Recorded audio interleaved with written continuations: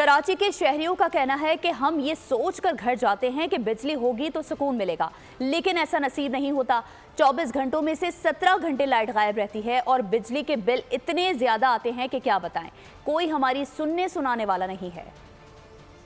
रात को उठा बैठे रहते हैं, नींद नहीं आती पूरी। घर में इतना बीमार हो गए हम लोग, काम में नहीं जा रहे।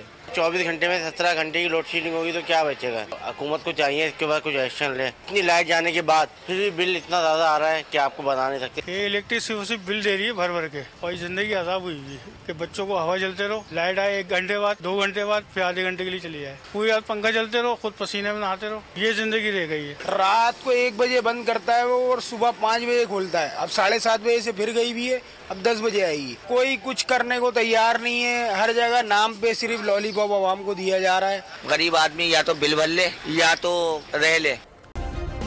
सब्सक्राइब करें और बेल दबाएं ताकि कोई खबर रह न जाए।